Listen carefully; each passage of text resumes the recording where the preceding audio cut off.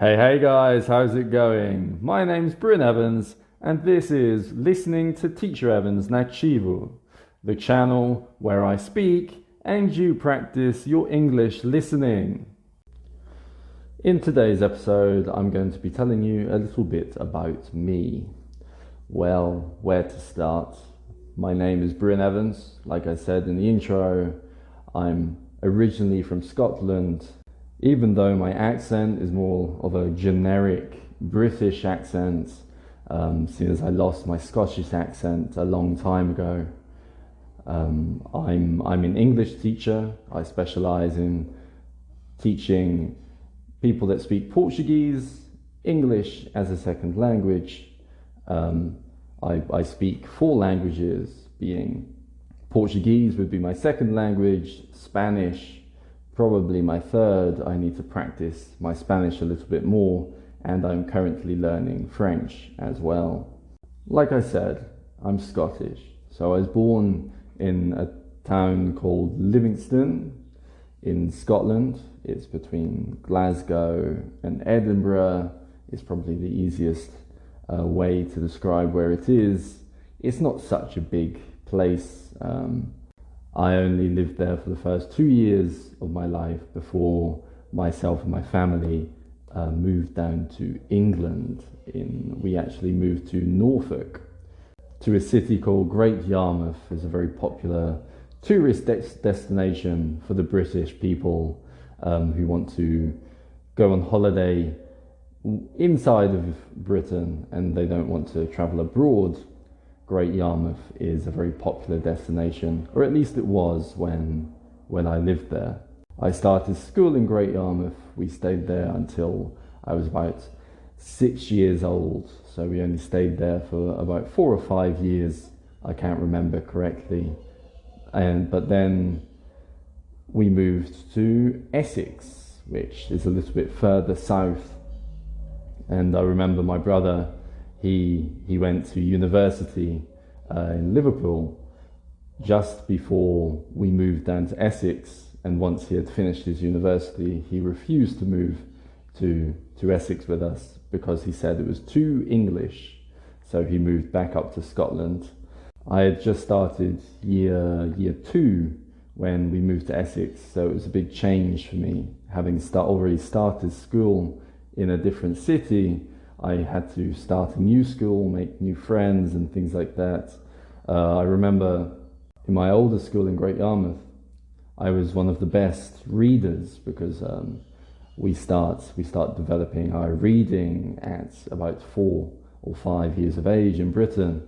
And I remember being one of the best in the class reading in Great Yarmouth. But when we moved to Essex, I was in fact behind my other classmates.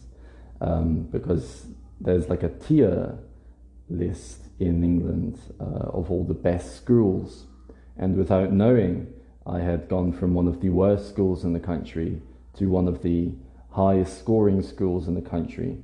So their standard was a lot higher, something that I wasn't used to and something that I needed to improve upon in the first few months of starting at my new school. But it wasn't anything serious. I'd improved my reading within the first few months, and I was already alongside my classmates in my ability.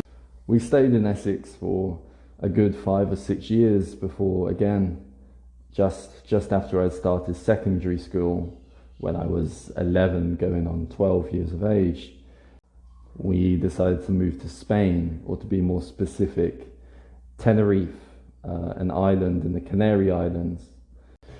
It's governed by Spain. It's a Spanish island, but in fact it's off the coast of Africa, off the coast of Morocco. So it's a very hot island. I think in winter it was 25 degrees to about 35 degrees, and in the summer it would be 30 degrees to, I remember it getting up to about 44 degrees one summer. So it was a very hot place. And me personally, being somebody that prefers the cold weather, being Scottish and all, I enjoyed the weather for a certain amount of time, but after that I grew to hate it. And nowadays, I really do despise the hot weather, and I much prefer the cold weather.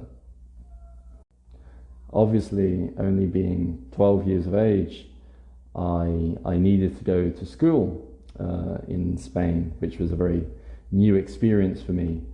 It took me a good few months to find a school because we had arrived between terms and the schools were only accepting a certain number of new students.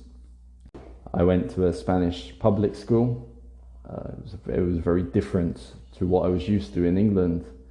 I don't want to speak ill, I don't want to say anything bad about the education in Tenerife, but certainly in my experience, it wasn't very good. It's a topic that I plan on making its own episode about at a later date, so I won't go into too many details. But my experience in Spanish public school caused me to leave school when I was 15 and starting work full-time at the age of 15. I'd already started working, helping out in a bar, restaurant, washing dishes, cleaning glasses, things like that, when I was 12 up until that point. But obviously when I was still at school, I couldn't work too many hours. It was just more of a late afternoon, early nighttime job, just to help out and earn some pocket money. But when I was 15, having left school, I started working full-time in a bar. Shortly after that, I moved across into the kitchen, where I entered my new career path, should we say. Where at the time, I didn't realize that I would stay in that area for the next 7 or 8 years, where I would have relative success in that career. But it was never something that I enjoyed. It was never something that I wanted for my future. It was more of something that I had accepted as my reality. It was more of something that I was good at. And in the moment, it was one of the only real career options that I had living in Tenerife.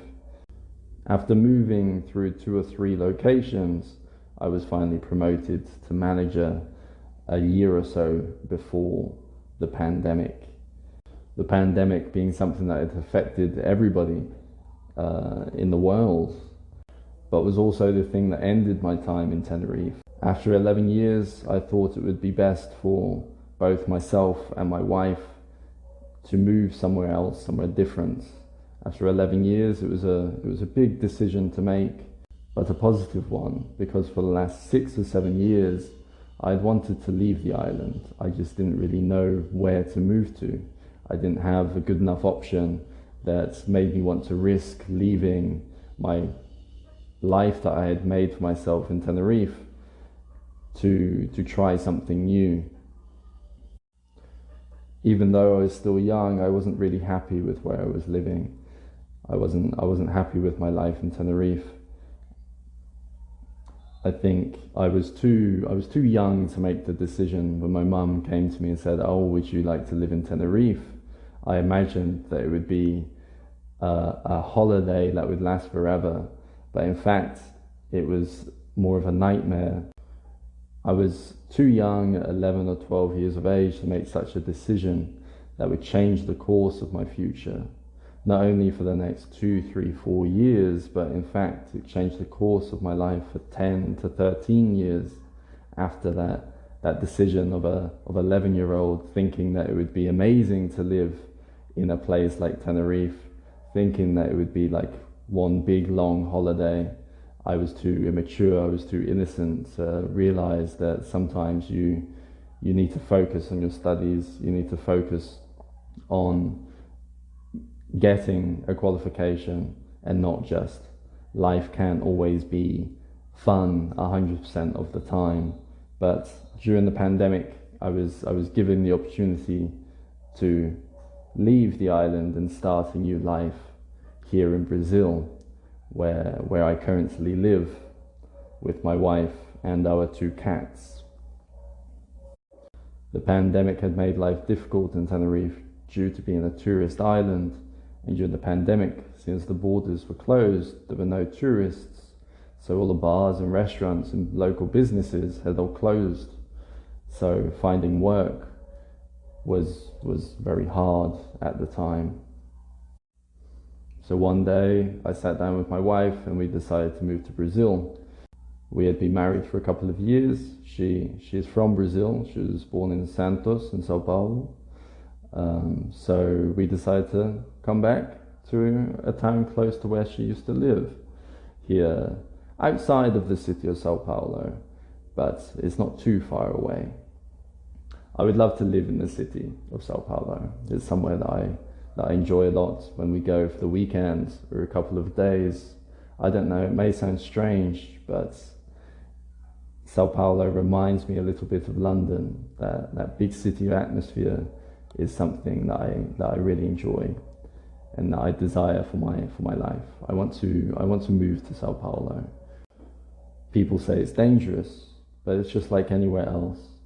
If you're in the wrong place at the wrong time, anything can happen, no matter where you are.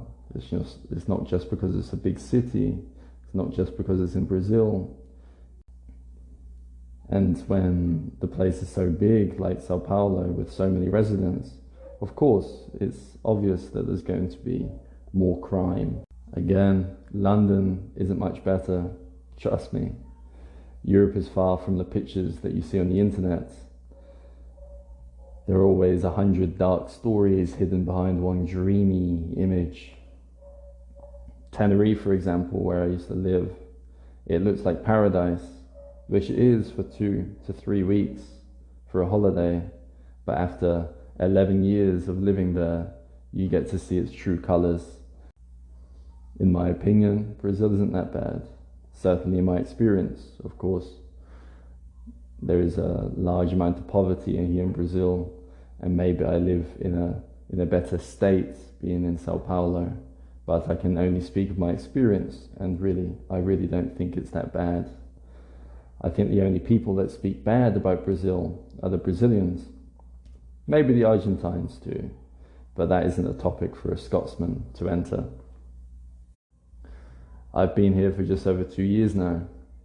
I don't know if I see a future here for myself. Maybe not forever, but certainly my near future, I believe I'd be staying here in Brazil. Of course, I want to move to the city, and maybe I don't stay in the city for very long. Maybe I move to a different state. But I think Brazil is a very good place to build something that you can make it easier for you to move forward in life. Whereas in other countries, it could be more difficult to do. I'm not completely sure of where my next home will be. That's something for the future to decide, or at least my future self to decide, if I have a choice in the matter. But the only thing I can do now is to try and make my present as productive as possible in order to broaden my options in the future. Something that I wish I'd have done before. So guys, that's all for today's episode. Hopefully it helps you get one step closer to improving your English. Remember, little by little, you will get there. Make sure to subscribe to the channel and follow my socials, which are linked in the descriptions, for English tips. Have an amazing day, and until next time, ciao ciao.